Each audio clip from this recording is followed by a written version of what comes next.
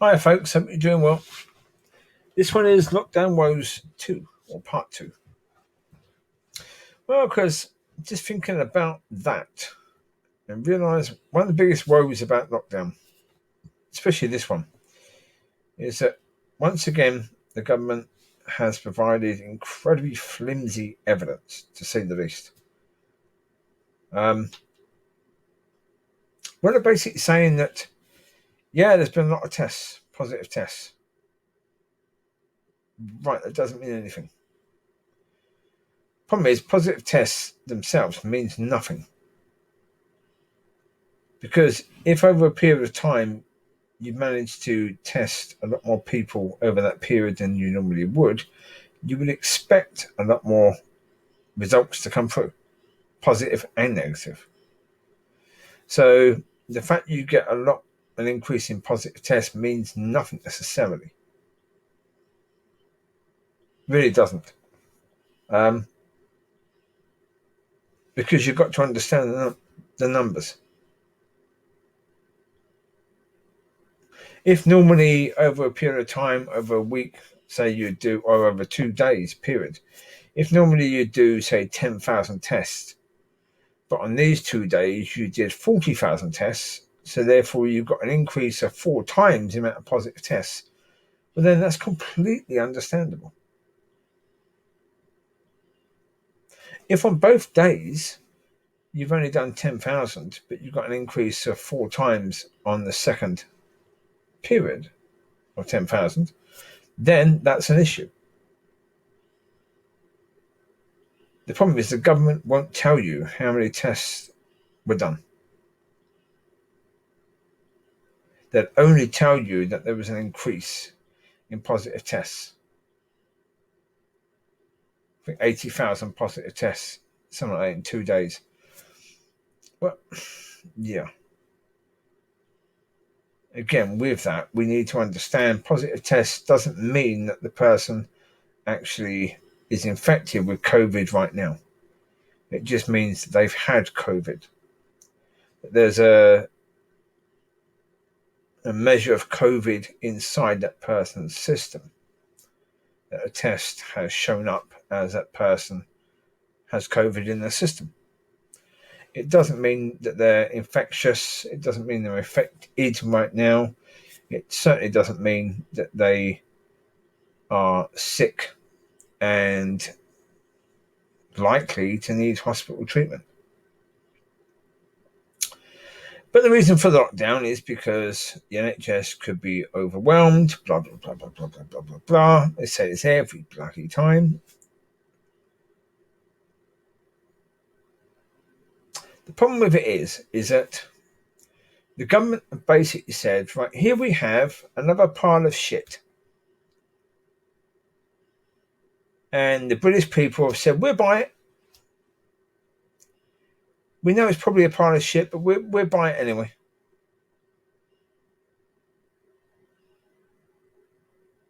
So, what are you doing? What are you doing? Why are you buying it? I mean, the whole of the media, again, BBC, Sky, Channel 4, ITV, they're all buying it. None of them are questioning it. None of them are raising any questions. The only one to raise questions is TalkRadio, and TalkRadio was banned, or was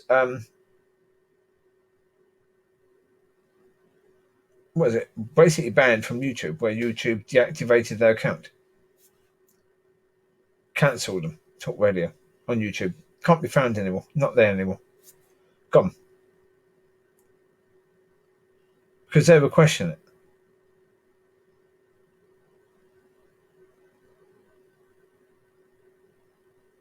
Now that is absolutely and totally insane. That's incredibly dangerous, to say the least.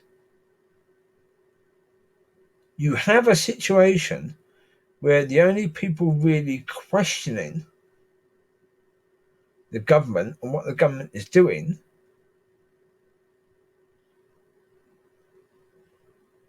gets basically cancelled on YouTube. Now, they are still, at the moment, on Facebook and Twitter, but not on YouTube anymore. So they had, I think, over 200,000 subscribers. They have millions of views per day. And yeah, that account just deleted.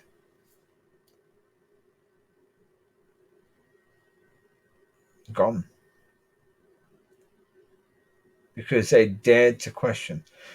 They weren't saying in any way, shape, or form that COVID isn't dangerous. They weren't saying that it's not harmful to a certain degree of person. They weren't saying that it's not causing damage to the country. And they weren't saying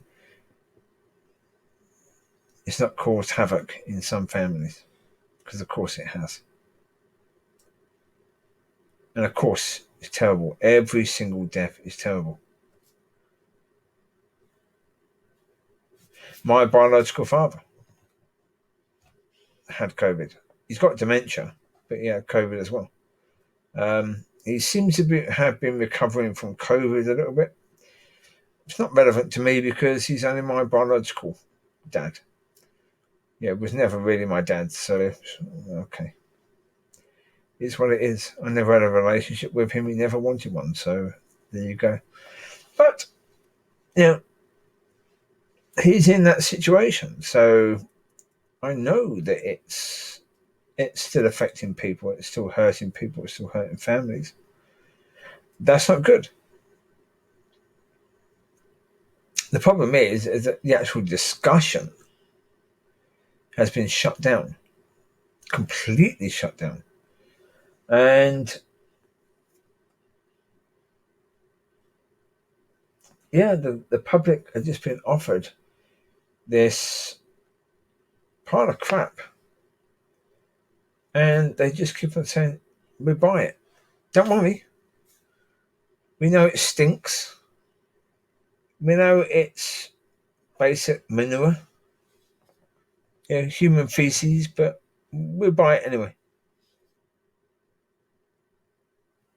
There's that level of insanity at the moment. And it's all fear related.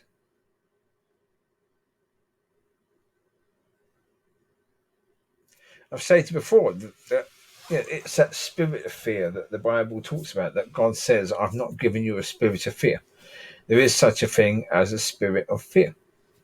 And what's leading the politicians and the press and therefore the public is this spirit of fear.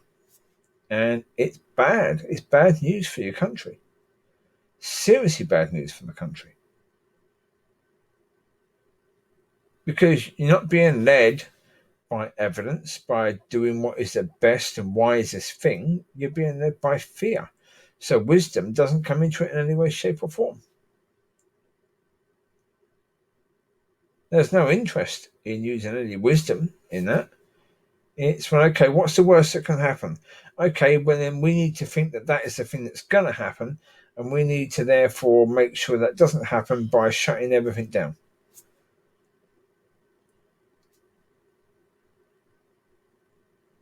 Even though the worst thing that could happen is very unlikely to be the thing that's going to happen.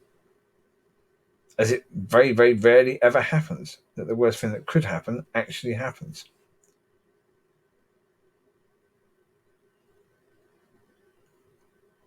But we've now had 3 lockdowns. We've had tier systems that are basically locked down the country anyway. I mean, there are parts of the north of England that have been locked down since August. Yeah, basically completely locked down since August. It's insane.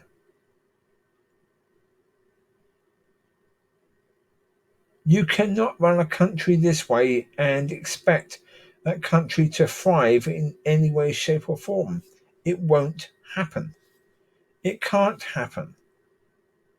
It can't thrive that way. You know, at the moment, they're happy to risk the economy. They're happy to risk people and people's livelihood.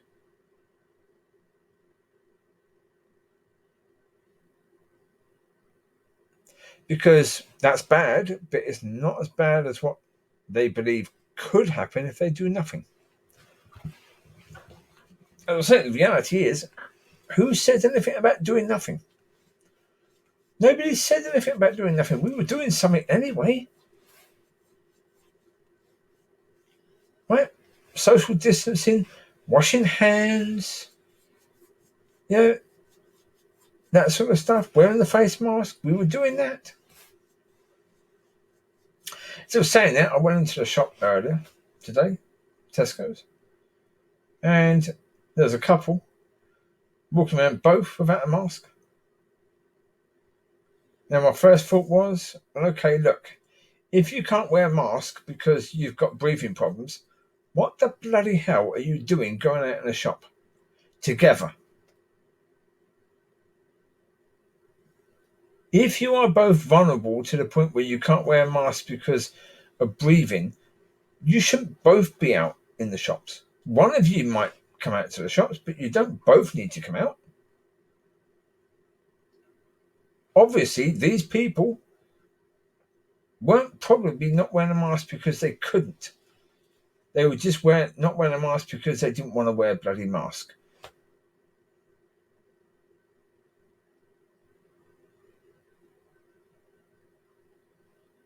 No, look, realistically speaking, folks, I would say the police should be pulling people over. If you've got two people who are a couple going into a shop, not wearing a mask, they don't need to. Why on earth do they need to go into a shop together? If they're vulnerable to that point where they can't wear a mask because it impedes their breathing and they have breathing problems, what are you doing going out in public when you don't have to?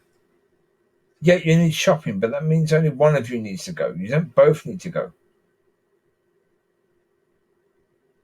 That's a certainty. You don't both need to go for that.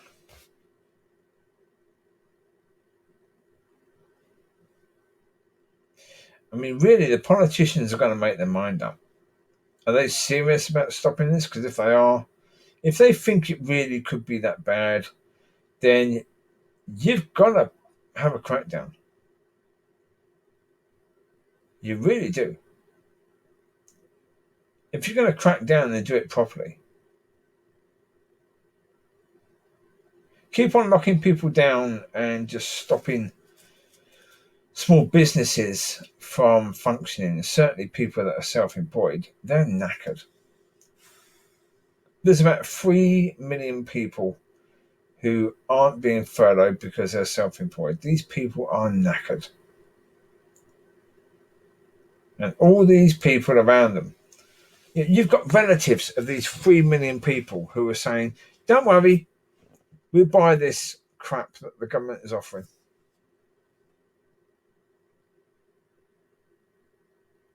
Not thinking that these friends or family members that they have that are self-employed are probably going to lose their livelihoods. Maybe even lose their homes as a result of this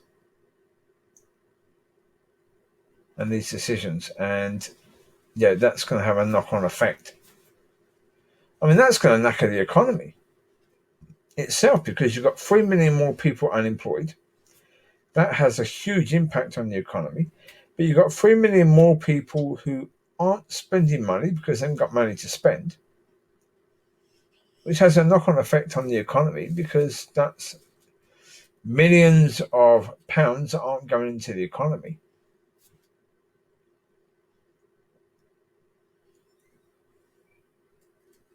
That's why I say that the actual discussion needs to be had, but the problem is at the moment they're not having a discussion. The discussion is being shut down because nobody's having it. They're just accepting it. If the government are saying it, and if the government are saying that they've seen the evidence, nobody else needs to see the evidence. The government are saying the evidence is there. No one else needs to see it. Yeah, they come out with these numbers, 80,000 more positive cases. Yeah, but how many tests? Oh, no, we can't tell you that. No, we can't tell you that. We can't tell you that there's been a massive increase in tests. That's why there's been a massive increase in positive cases.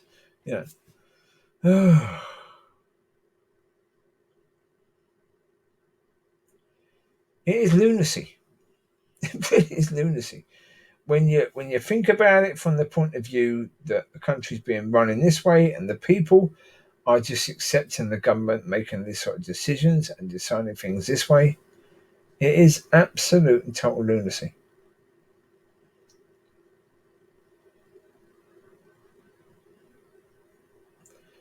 And it's a major problem because we've just, as a country, UK or Britain, we just left the EU. We just left the EU, which is run pretty badly, and now we're being run by fearmongers who are actually destroying the economy. So by the time COVID is actually ended, what's the British economy going to look like?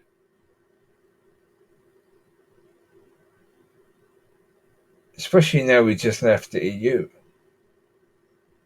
We've got that to deal with, plus we've got the lockdowns to deal with, and Jesus Christ, give the people in the country a chance. Hard enough, we've had all the naysayers about the EU and saying that if we leave the EU, this, that, and the other is going to happen. All this, Armageddon for the UK. Now, we all knew that most of that was complete nonsense. But once you add COVID and lockdown after lockdown after lockdown after lockdown after lockdown, but then Armageddon for the UK seems quite likely, really, doesn't it? People, you've got to ask questions. We've got to have the conversation. When the politicians come out with this rubbish, we've got to demand the evidence. The full evidence, the full blinking picture. We've got to demand that they demand that before they vote on anything. The people in the media have got to be held accountable as well. If they're just bowing down, accepting whatever the government say, well then, excuse me, you're not doing your jobs. Certainly got all these newspapers that, again, are just bowing down to the government. What happened to investigative journalism? What happened to that? That's gone, isn't it? Come on. There's no good. I mean, you've got stupid adverts at the moment on YouTube that come on occasionally where they have like Jimmy Savile talking and saying that he liked girls who didn't know anything, and people are saying, oh, look at the tone of his voice and blah, blah, blah, blah, blah. Excuse me, what were you doing when he was alive? Nothing. We're going to have that with regards to this as well. We're going to have people looking back at this in years to come saying, oh, look at the politicians, look at how they were lying. Excuse me, we need you now. We don't need you in 5 years' time examining things. We need you now. We need the investigative journalism now. We need people looking into things now. We need people raising questions now. That's what we need.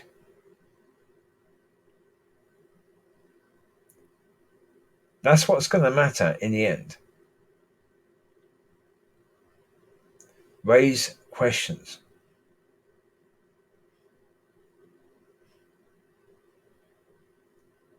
We have to understand that that's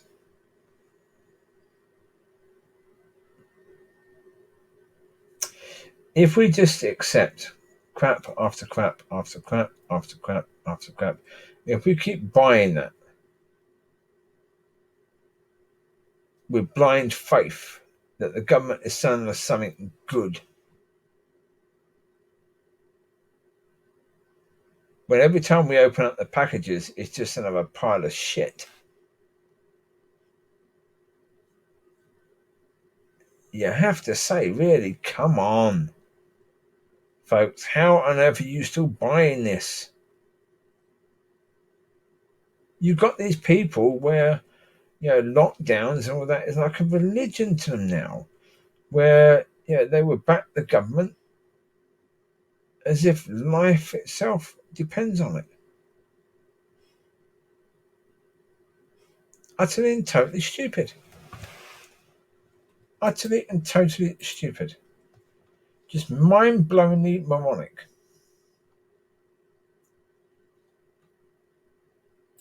We've got to get beyond that. We really do, and the quicker we can get beyond that.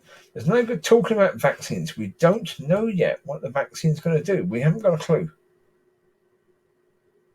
It's far too early to be thinking the vaccine's going to be the answer. Maybe the only answer we're going to have is us raising questions. Maybe that's it.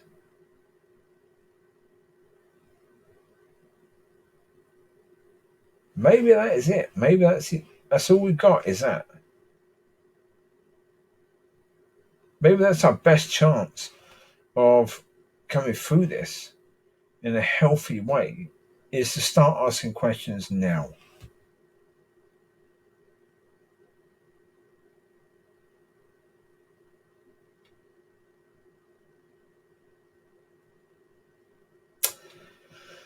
Anyway, there you go. You take care. God bless. And hopefully, hopefully we can have the people in positions of authority that can question this are going to start doing so soon enough. We need a rocket to be put up some backsides. That's a certainty. You take care. God bless. I'll speak to you soon. Bye-bye.